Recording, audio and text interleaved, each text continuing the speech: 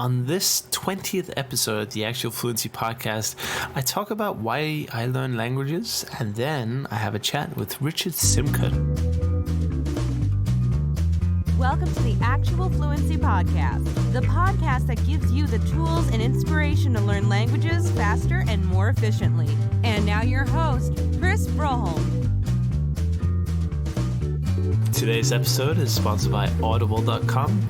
Get a free audiobook and a free 30-day trial by visiting audibletrial.com/fluency.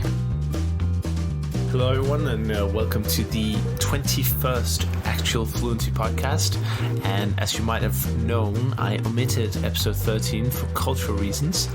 So this is actually the 20th episode of the very podcast you're listening to right now. And in lieu of that kind of anniversary, I've decided to not only bring on an amazing guest, Mr. Richard Simcott, whom you're going to listen to in just a brief moment, but I'm also going to be just taking up a little bit of your time here in the introduction to talk about language learning on a very personal level. Because you see, when I started in the whole language learning community half a year ago, so it was actually 2 years prior to that I had sort of unofficially entered it. And the background for entering it was I did not know what to do with my life. And you kind of drift around, you watch some YouTube clips, and I was always into languages, so it was natural for me to stumble upon these great people speaking in, 10 languages on YouTube or even more. I remember seeing Richard, Benny, and Luca, and many more, I'm sure, that I don't remember the names of, or people who might have, become sort of inactive in the community. And I came across this at a kind of a personal dark hole. I was in a very dark hole, and, we all have our bad times in life, I'm sure, and my life was definitely no exception. I had been suffering from what was probably depression. I was not sure where to go with my life. I'd been through, family divorce, parent dying, and a house fire as well. So there was lots of stuff going on that kind of makes you I guess it just touches you emotionally. And I never really got over any of that. So I was in this dark hole and just not really sure what to do, and I signed up for a generic university degree, English, a BA in English, probably the most generic one you can do, and I didn't really have any kind of, let's say, deep passion for English literature or culture, but I mean, I enjoy English literature and culture to a certain extent, don't get me wrong, but I was signed up to the education just to get an education, really, and I think that's a pretty poor way to look at it. And I considered the job of teaching, high school children as a kind of a backup plan in a sense. It's like, I'll find what I'm really passionate about, and if that fails, I will go teach high school kids with my BA in English, or, well, it has to be an MA in English, but, once you have the BA, I'm sure the MA is just 2 years of formality. It's the same kind of work you're doing anyway. But the point I want to make is that language learning for me has become kind of a light in a dark hour. Just not only doing the kind of work and, getting to know other languages, but meeting people in the community. I mean, I met so many wonderful people just on Facebook, many of them. And I was blessed enough to go to the Berlin Polyglot gathering to meet even more people. And it just kind of enforces to me what I'm trying to say here is that learning all these languages, it's not a gimmick, it's not a trick. It's not some kind of party trick that you can just whip up at a party. Oh yeah, I speak Russian, by the way. Of course that's nice. I mean, it's fun to see people's reactions. You do what? But that's not why I do it. And I'm sure that's not why most of the people in the community do it. We do it because let me speak for myself first. I do it because it's a way of life. And the person who showed me this was actually Benny Lewis. Benny was, traveling. I always wanted to travel. I could never really figure out how to travel. I didn't have any kind of job that sustained it. I didn't have an education that I could just bring with me. And I had lots of stuff. Not tons of stuff, but I had too much stuff to just kind of go and do it anyway. So when he was writing about traveling and staying for a place for 3 months, teaching English or whatever he was teaching at the time, it was sort of like, it wasn't just he wasn't just showing a career path or a kind of a way to exist or a way to live. He was showing, to me personally, a new way of life, which I was immediately attracted to. But as you know, when you see something new, it's exciting. Then you go to bed and next day you forgot about it or something, you know, the idea is brewing in your head. For me, definitely, I always take a lot of brewing times. Every time I have a decision to make, I always need to think it over in my mind. So this whole journey for me is not about becoming a hyper polyglot for the sake of it. It's about the journey itself and the experience you obtain. You know, I wouldn't be able to go to, I wouldn't have gone to the Polyglot gathering in Berlin if my interest was solely based on, you know, speaking a ton of languages. Of course, that's nice. You can never rule out the vanity factors. You know, we are human beings. We have vanity, of course. So, and I'm sure those people who do speak 10 or more languages, of course, they're proud of it. And of course, they want to, you know, show the world what they've done. But that's not the driving force behind it. And it should never be, because it's a pretty weak one. But for me, language learning and the introduction into the community has been a lifesaver. Well, I wouldn't call it a literal lifesaver, but it's definitely taking my life from being very unproductive, doing absolutely nothing with it, and you know, that's a waste of life, isn't it? And now into producing not only this podcast to help other people who perhaps suffered as I did or am doing. I mean, we're all suffering to some extent, aren't we? But it's also about me developing into a grown-up. Growing up, I'm 26 years old, so by this time I probably should be a grown-up by now. But you know, when you have these kind of periods of darkness in your life, the kind of growing up is second most important to, let's say, watching TV or playing video games or whatever. So that's all I wanted to say today. You know, it's a very personal message, but this is basically just to thank you guys for listening to the podcast. And if you are a new listener to the podcast, I promise that every episode is not like this. You know, this is the 20th episode, named episode 21, logically.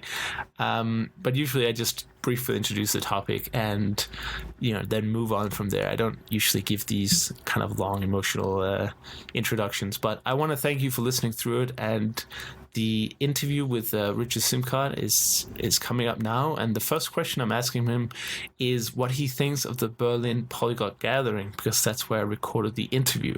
And as always with these on-location interviews, I must kind of apologize up front for the audio quality. There's a bit of a, you know, some noise here and there. There's some echo. The recording conditions weren't optimum, but I hope that you forgive me anyway and enjoy the wise words of Richard Simcott, and have a fantastic day, weekend, or whatever is going on in your life at the moment. Write me a comment if you enjoyed this episode, or any episode really. Send me an email. I always enjoy them. But most of all, thank you for being a listener, and I'll see you on the next one. I've really enjoyed the community, and I've enjoyed being with people who take part in the online community in person. For me, that's the important thing. Right. The thing I particularly like about that is the interaction, the social interaction that we have. Practicing languages, of course, but more than that, learning from each other. Because I don't think that there's just one person we learn everything from. I think we all learn something from each other. And that experience and that sort of motivation from both sides really engenders a sense of wanting to continue, and really promotes the interest in language learning. Right. And it becomes real almost, doesn't it?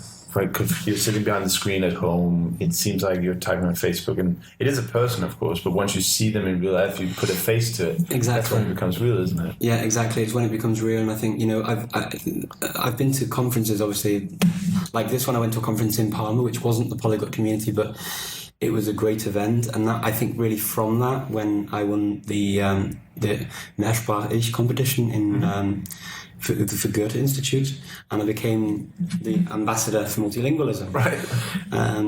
Great honour. Some people think I put the title on myself. I read somewhere recently, and they said he calls himself this ambassador, but actually it was the point of the competition. Right.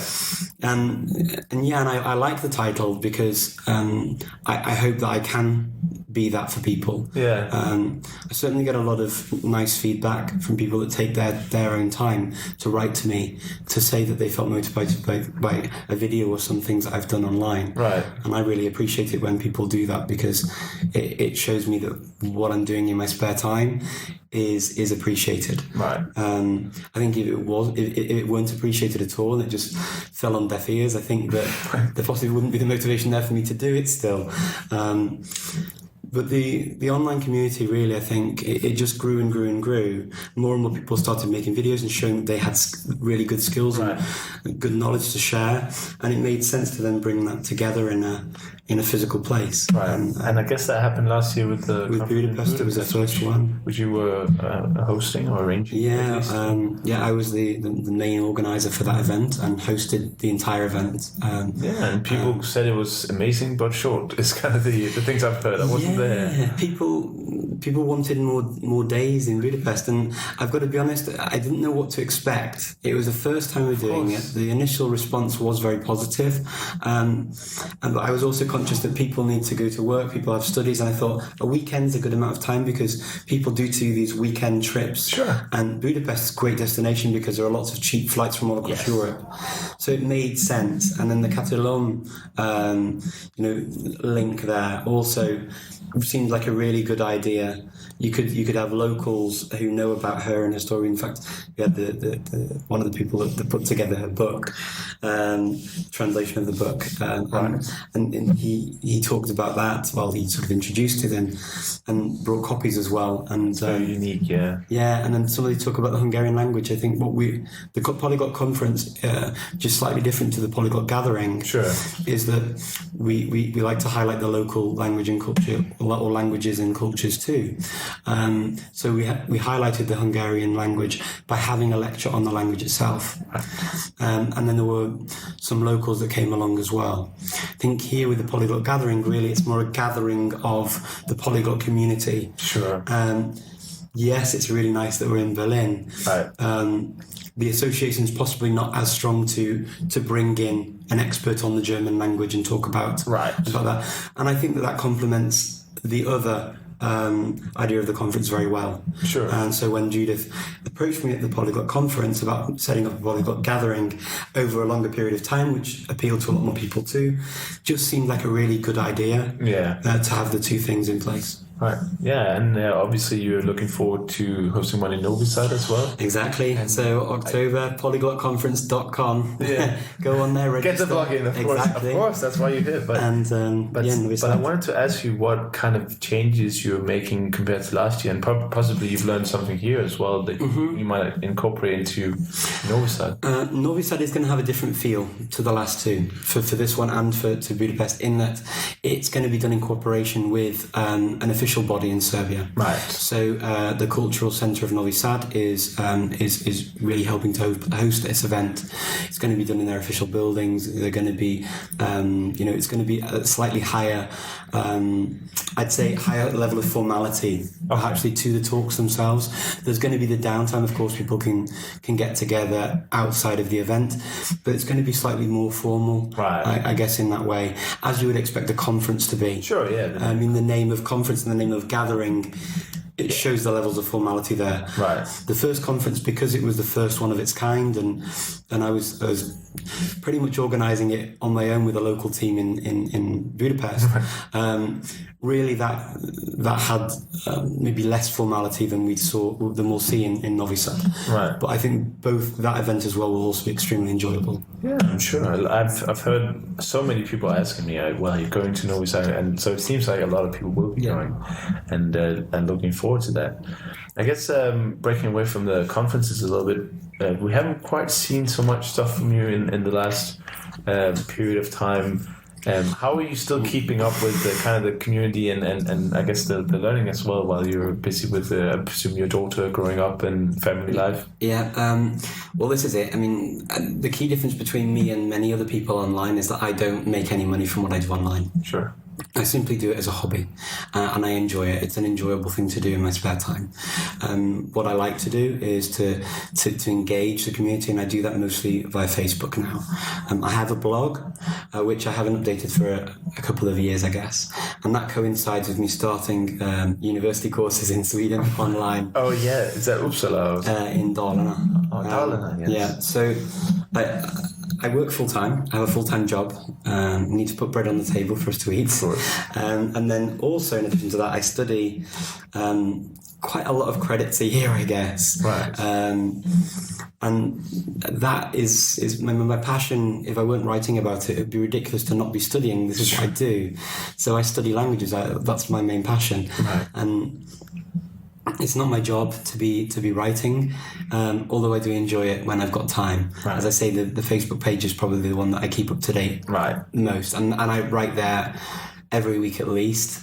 Most days, actually, I probably write something on that. It's easy to stay in touch with the phone and wherever you are. Yeah, and it feeds into Twitter. Sometimes I'll tweet independently of the Facebook page. So the Facebook page, for anyone that doesn't know it, who's listening, is facebook.com/speaking fluently.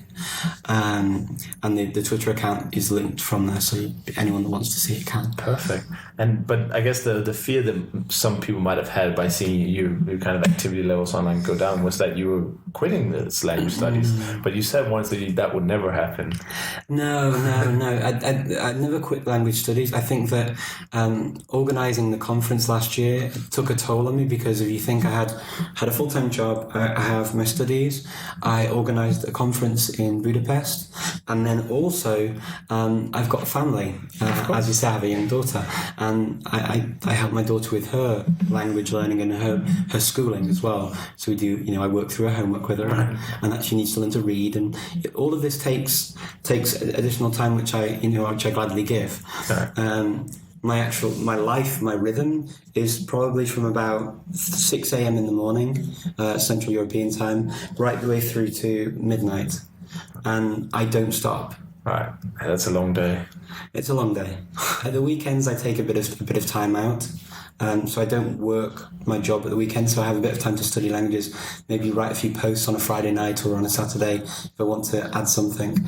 And then I do the normal things that you do with your child. Sure. Take her out to play, take her out to clubs, so that she gets the opportunities in life that I think she deserves. Yeah. So even more than that, I would say, because I listened to you talk on, well, it was a bit of an informal talk about a little bit of everything, but you described the way you taught languages to your daughter, and I feel like you're doing quite a bit more than other parents might do. So I found that really kind of inspiring for when I get to that point where I should bring up someone. It's a big responsibility, I feel like. It's a huge responsibility.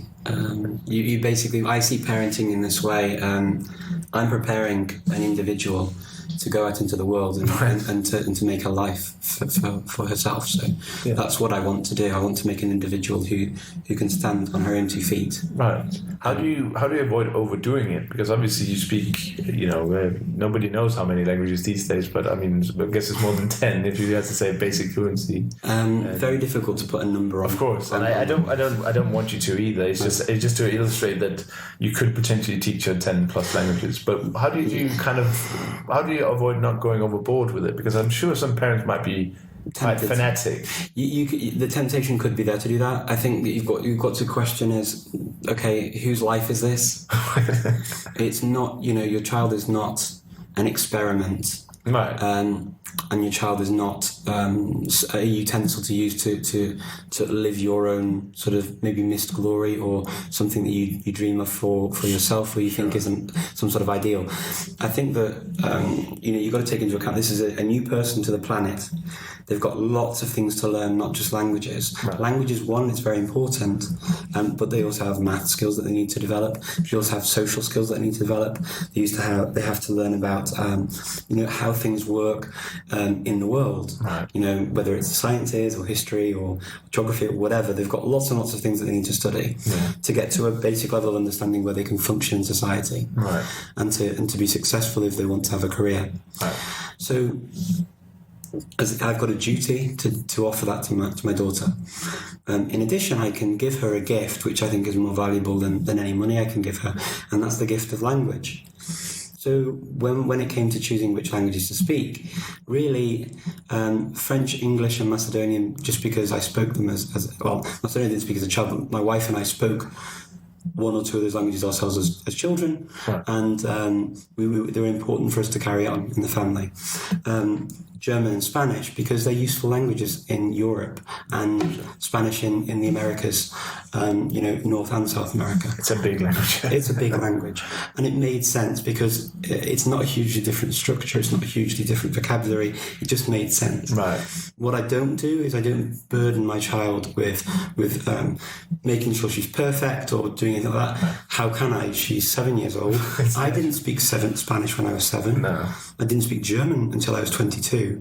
So, making her speak them like a native, which just seems ridiculous. Of course. For me, the important thing is if she speaks back in English or French or Macedonian, or if she speaks back in German or Spanish a little bit, I don't mind. And I explained, we sat down when she was, I think, 3 years old. Right. And she said, Daddy, why do you speak to me in these different languages? Why do you speak in Spanish or in German? Why don't you just use English or French? And I said, I explained to her, when you're a big girl, you'll see that there are lots of places you can go and people speak different languages. Right. And it's so that you have a choice to go to more places and to be able to speak to more people. Right. And it gives you... more things to do. I guess I have to put it in a child's way of thinking. Of course, yeah. And and that's why I do it. And I said, you can listen to me, and that's all. The only thing I ask is for you to listen to me. That's all you have to do. If you want to speak back and try and speak the language, then I'm really happy, and I'll help you to speak it better if you want. But I don't expect anything else of her from this stage. Right. This stage. It's not like an unreal pressure you're applying. It's exactly. Her kind of pace. And I loved her reaction to that. She said, "Clever, Daddy." It sounds like a very quiet 3-year-old. It was very sweet, and it was really natural. And I mean, you go through stages with kids. They'll have stages where she's had a couple of stages where she's queried it a little bit, right. But I've not had anywhere near the issues that I've heard with other people raising multilingual children, right. Refusing to speak a language, for example. Right. She's never really done that, and she will try and she will repeat. If I say, okay, let's see if you can try and say that, and we'll try and have a game where we say, okay, how do you say this in a different language? Right. Yeah, make it into a game. That sounds like a good way to raise a kid, I'd say. And other things we do, if we meet families that speak another language, she'll learn a couple of words. I mean, again, I don't go mad and say, only speak to my daughter in this language, this new language, because again, there's no really sense in doing it, and the people who I'm talking to will think, well, what's going on about? Right. But recently we've got Italian friends in Skopje, and she hears a lot of Italian, and she's been listening to it now for a few months, and now when I'm speaking to the parents in Italian and their children there too, we can just speak in Italian to the three children together. Course, and my daughter goes off and she knows what they're saying, she knows what we're saying to them. So she started understanding, and I think that's because of the shared roots between Spanish, French. It's not a huge leap for her to start getting some Italian. It's a couple of words that I had to explain in the beginning when she started hearing it. She goes, "What's this? What does that mean?" Right. And I just said it, and now she just knows. And that's good, because that shows she's curious as well. Because if she wasn't enjoying it, she would probably just kind of shut out. Yeah, exactly. I mean, as a small child, she went through the same thing with Portuguese. She heard Portuguese quite a lot with some friends, and she's also had experience of Hebrew and of Japanese, and just picked up a few words. Right. But again, I wouldn't force her to keep up with that. Although now, a few years later, she can still sing "Mary Had a Little Lamb" in Japanese, and she can still say a few things in Hebrew. Right. Which I think is really cute. Yeah. And she surprised me the other day in the car. She said something in Hebrew. She's not heard it for a year. Wow. So I was like, oh. Yes, child brains are, I guess, even more impressive than any other brain. I mean, they forget a lot. Sure. But they're like us in a lot more ways than we care to admit. But sometimes they will surprise you. Yeah. That's nice. I'd like to ask you, switch the topic a little bit to general language learning. There's all these blogs, all these videos, all this advice. And the question I had that I want to ask you is quite specific, is do you think that we are getting better as, let's call it, a unit of people interested in learning languages? Do you think the whole philosophy and wisdom is getting better, or do you think that the way to learn languages, the original message that you kind of brought on, do you think that's just being kind of refined or kind of presented in a different wrapping, so to speak? Or do you think there is a trend of improvement? Okay, the improvement's definitely in technology. Right. So there's an improvement in technology of what's possible. Yeah. Okay, and we've heard at the Polyglot gathering of people's ideas of what they do and things that help them to learn languages more efficiently. Right. And I think there's definitely that. What I would say is, and what I think is really valuable, is that we're getting a lot more voices coming in with their methods and how they learn. Right. And there needs to be a wide gamut of ideas and methodologies, and that's because there's a wide gamut of personalities and individuals learning languages. We're all unique. So yeah, exactly. So there's not. I'd hesitate to say that we're getting better ways of learning languages. I think that a lot of methodologies already existed, and many people out there are parroting things that work. Right. And work for them from what they've already seen. Of course. Like assimilating their own message. Exactly. I mean, many of these things, translating from one language to another and checking the text, it's been done for donkey's years. Yeah. And same with, accent formation. These are not new concepts. Right. None of us are presenting these fantastic new innovations, except for if it's technology to use. We're not reinventing the wheel. You can't. The things are already there. People have been using them for a long time. It's just that maybe some people may not have been aware of them, right? And they're being brought to light in that's what I was thinking. New packaging. That's what I was thinking, because there's when 6-7 years ago there wasn't that much material on the internet about it, let alone technology and resources. And because I've started writing a blog and I see other people have started writing blogs, it's kind of like, it's not so much new things, it's just kind of maybe a new perspective, if anything. Yeah, it's an individual perspective on things, and maybe chopping and changing things, adding things in, taking things away that worked. And they're showing that you can combine different ways of learning to be effective. Although that way of being effective may not suit everyone. Right. The next person may need to chop and change again. Yeah. And again and again and again and again. You can go on for a long time. Yeah. My key thing that I always say to people is we all wake up in a different mood. Sure. You feel a different way every day and throughout the day. Right. And so you don't feel like doing the same thing every day. And if you did, you'd probably be bored. Yeah, that would be boring. Yeah, there are people that can do that. Yeah. So there are people that can actually like routine and crave a routine. They know at 8 o'clock they get up, they get out of bed, they go to the bathroom, they sit down, they have something to eat, they listen to the radio, and every day they do the same thing. They're creatures of habit, and that's fine too. Right. They can find their own way of learning a language. But for people that have a wider spectrum of emotions during the day, because chemically we're very different, and we all have little nuances within the way we think and the way we feel and the way we learn and the way we react to things and respond to people and things around us. And that is the key thing, that being presented with more and more perspectives and more ways of learning and doing things and being exposed to language for the purpose of improving our own language skills is really important, because then we can recognize, okay, when I wake up and I feel terrible, what can I do? Will a song pick me up? Will I be able to listen to something? Will I be able to do something like that to just get me in the mood a little bit more? Right. Will reading a children's story help? Will reading an adult story help? Will watching a sci-fi episode, of your favourite show, like Star Trek or something, in a different language or with subtitles in a different language or a mixture of whatever, will that help to get you going? Right. Is that what you need on that day? Or can you sit down at the table and go through a course or go through a grammar book or go through a dictionary, as some people do?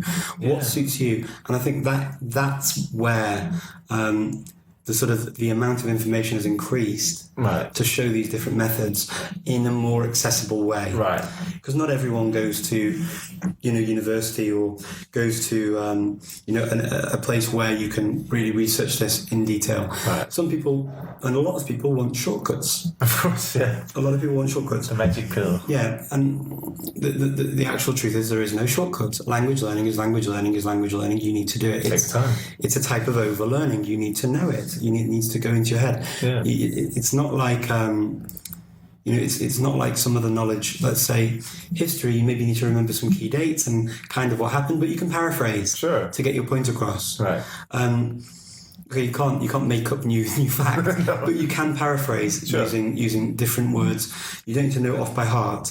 But language is slightly different to that because you do need to know. Right. You can't just fudge a word that easily. Right. You can talk around the word, but you still need other words to be able to do that. Yeah. So it does make it quite hard. It's memorizing. There is a type of rote memorization, whether it's an easy rote memorization because you find it easy to do and it's quick to do on some words or some aspects of grammar, or sometimes it's harder because the sounds might be strange to you. Or same as kids have the same problem when they're growing up. You tell a child a very strange word in a language, and they're going to go, huh? And they may need to hear you repeat it several times. Yeah. Another word, it may just click, and they know it, they remember it. Is it association or some sort of association? How we all remember, I think, is quite different. We all think in different ways. It's almost impossible to figure out how memory works. Yeah, I mean, again, everyone's different. Our brains work in different ways, and we've heard some people talk about synesthesia here. Yeah. Attaching colours to or feelings to letters and words. It's really strange. And at least I find I don't have it. And if you don't have it, it sounds really unusual. Right. But it's like many things that are different. It will have its advantages and its disadvantages. Sure. And you hear people talk about those when they speak about the phenomena. Yeah. It's almost like the savants. There was the documentaries about. Was he from England? I think? Daniel Tammet. Yeah. He was when he was asked to do a math problem. He said that he just saw kind of a landscape. Yeah. And the numbers kind of just transformed into colours and shapes. Yeah. Yeah. And I guess that's the same with the well, it's a lower form, I suppose, of or higher form of synesthesia, however you want to put it. But it is a big and unknown territory. I actually, it's funny that you brought him up because I met his Icelandic teacher. Really? In Reykjavik last year, yeah, and I spoke to her about him, and was he as incredible? She said he was absolutely amazing. Right. And she said the footage that we saw. Said that he'd been there for a week. In actual fact, he was only there for like 3 or 4 days. God. Where he actually had time to study language. So he did very, very well. And she said he was that good. Right. She said it was incredible. And I actually made a video with her in Icelandic. Right. I just haven't released it yet. Oh, God. Well, I don't speak any Icelandic, sadly. I have to put subtitles on, which I haven't done. Yeah. So the listeners can hear me murder Icelandic. But I'll so any Icelanders out there that ever listen to this when I get around to putting it online, do forgive me. Right. And one last question I wanted to ask you about general language learning is, and again, looking back at when you kind of started out, I know it's a longer process than that, but what kind of things are you doing very differently now than from when you started? Because I think you've put every single video you could ever make on how you actually learned it. But what do you think you do differently now than you didn't when you started, or did you do new things maybe that you didn't do back then? Back in the day. Yeah, back in the heyday. No. Yeah, it's about the same. About the same. I mean, I've always mixed materials because, again, I don't always feel like doing the same thing. I get bored of the same thing. I guess I go with my concentration. So if I don't feel I can concentrate on a specific day, then I'll mix it up a little bit so that it makes it more interesting for me. But no, I mean, really, the tools I'm using are fairly similar. I will use new technology more. So, for example, my iPad or whatever I will use. If there's a new application, I'll try it out and play with it. And, maybe... Yeah, that kind of thing, I suppose, has changed because that's because technology's changed. Yeah. But the fundamental process of what I'm going through is similar because even though it's an application on an iPad, it's still a type of course, or it's still a type of video, or it's still the same kinds of materials I was using before. Right. It's just in a different packing. Format. Exactly. Some people say, and I read a study about this, that when you use your hand to take notes, they did a university class. When they did notes by hand and compared to people who did notes on the computer, they said that the people who did notes by hand could recall a fairly significantly higher percentage of the learning. Mm-hmm. Do you think that technology is there's a risk that by making it too easy for us to consume language content that it's gonna be less efficient? I mean, is too efficient less efficient in the end? Because I hear about Niels Iversen or somebody like David James. They all write by hand. So do I. Tons of hand. So do I. Right. I've got books and books and books and books and books and books that I've written. This year I took on Ladino. My idea was to do it for 3 months, but I finished a course that I had in a month. Wow. And then I went to Istanbul and I listened to talks in Ladino, and I found I could understand pretty much everything that they said. The only thing I couldn't follow very well was the comedy routine they had at the end, because they mixed in a lot of street Turkish that I wasn't familiar with, and they went between the two, like he code switched a lot. Oh, really? The guy, and I couldn't get all of the references. It was too difficult to get all the references. Right. That would need to be a really high level. Of course, I think that's true for most languages. The jokes are hard, but the songs and the presentation, I listened there for about 2 hours, and I followed everything, and I could laugh at the right places when they made jokes, and it wasn't too hard because it's quite similar to Spanish, and it's got the same kind of Turkish words that I'm used to in Macedonian, and it's got these words that I know anyway. Right. I mean, bearing in mind this is a language that was spoken on the Balkans. Right. After they left Spain, a lot of them went to the Balkans to live in the Ottoman Empire. The Ottomans accepted the Jewish people into the Ottoman Empire, and they lived there. And a lot of them then, as things changed, they went to Istanbul, which is where the main Sephardi community is outside of Israel. Right. And where the language is probably, I imagine, most spoken. I'd be corrected if I'm wrong. Sure. But after a month, I'd been through the course because it was so similar to what I'd seen before. Right. And I wrote out the whole book, all the dialogues. I don't tend to write in English. I just write the language that's there. Yeah. And if there's a word I don't know, I may write a note above it. Okay, this means this. Right. So that I don't forget what it is. Right. And then I just read through my notes and go through again. And then really with a language like that, you need to get into the music, into the literature and things like that. I didn't feel I needed to take it much further. I'm one that learns languages for more practical reasons. Right. I'm interested.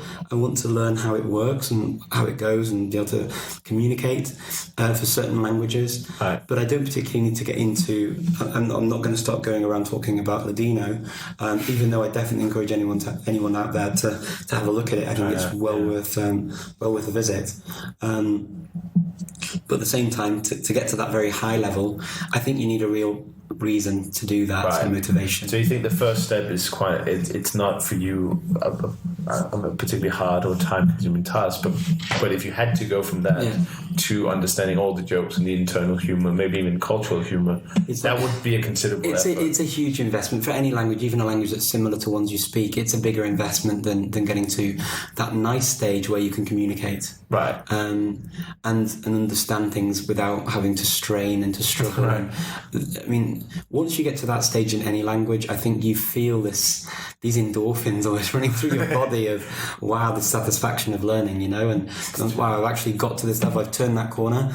But to get to the other corners in a language where you turn the corner to the advanced level and then you turn another corner much, much later, I mean, we're talking years, where you get to kind of a near native level. Right. That corner, to turn that corner, it's almost a lifetime investment. That's a long time. So no, you're not going to get to the C2+ in Ladino, but no, I don't. And I don't see the need. I mean, I don't have a work need for it. I don't have a social need for it because no one speaks Ladino where I live. Right.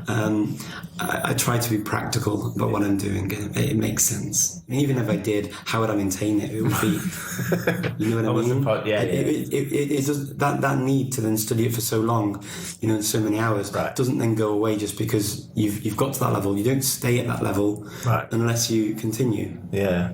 So I guess rounding off the whole writing by hand, I guess my concern is that I'm a young generation that's grown up with computers. Mm-hmm. So, and of course, computers I'm sure can be efficient in in producing or improving language learning. But I actually think the more I think about it, that going back to kind of writing by hand, because then you activate two different parts of the brain and all this, I think it's actually something that I will consider when I come back. And it's well worth doing. What I find I like to do is sometimes if I'm looking at a new text that I find difficult to understand, I like to read it first, and then I will look at the words I don't know.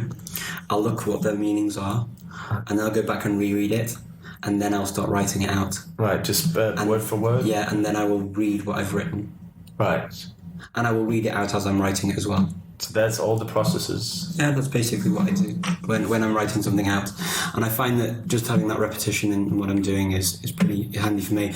As I say, it doesn't work for everyone. Right, of course. These are all things that work for me. There's no real right or wrong in this. That's a good thing. There's a what works and what doesn't work for me. Right. Fantastic. Well, Richard, I want to thank you so much for taking the time. It's been an honor and a great pleasure to have you. And thank you. You were among my biggest inspirators for starting this in the first place. So thank you for taking the time. Thank you. No problem.